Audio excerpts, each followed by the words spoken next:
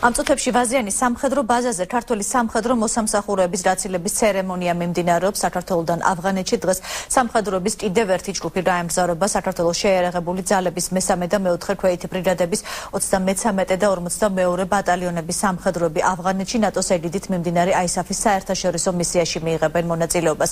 Პირდაპირ ეთერში ვთავთ მეოთხე ქვეითი ბრიგადის ტერიტორიას გიორგი მანჯავიძე ესწრება ქართული სამხედროების დაცილების ცერემონიას. გიორგი გისმენთ. ქართველი ჯარისკაცების გაცილების საზეიმო ღონისძიება სულ რამდენიმე წუთის წინ დაიწყო.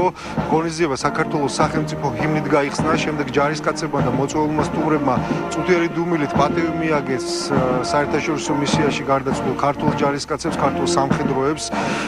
საქართველოს შეიარაღებული ძალების მესამე და მეოთხე ქვეითი ბრიგადების 33 და 42 ბატალიონების სამხედროები ავღანეთში ნატოს ეგიდით მიმდინარე ISAF-ის საერთაშორისო მისიაში მიიღებენ მონაწილეობას. ორივე ბატალიონი საკმაოდ გამოსტილია, ისინი ავღანეთში სამშვიდობო მისიის ფარგლებში რამდენიმეჯერ არიან უკვე ნამყოფი, ასე რომ ბატალიონების პირადი შემადგენლობის უმეტესი ნაწილისთვის ჰელმანდის პროვინციაში არსებული სიტუაცია უკვე კარგად არის ნაცნობი.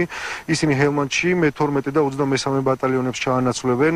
ავღანეთის ISAF-ის ოპერაციაში ამ დროისთვის 1600-მდე ქართული ჯარისკაცი მონაწილეობს. უსაფრთხოების მხარდამჭერ ოპერაციებში ქართული ქვედანაყოფები აქტიურად 2009 წლიდან არიან ჩართულები. აქვე აუცილებლად მინდა აღვნიშნო, რომ მთელი ამ მისიის განმავლობაში 18 ქართველი მებრძოლია დაღუპული.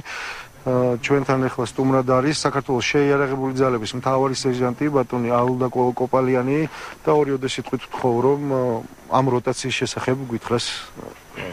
დღეს შეიარაღებული ძალებისათვის ძალიან მნიშვნელოვანი დღე არის, იმიტომ რომ ჩვენი ქვედანაყოფები ISAF-ის ოპერაციებში იღებენ მონაწილეობას და ისინი ჩაანაცვლებენ ჩვენს ორ ბატალიონს, რომელიც იმყოფება ახლა ავღანეთში.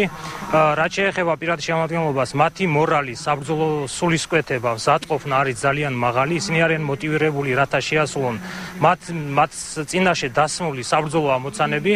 და მე მინდა მათ უსურო ჯანმრთელობა და ოჯახში მშვიდობით დაბრუნება.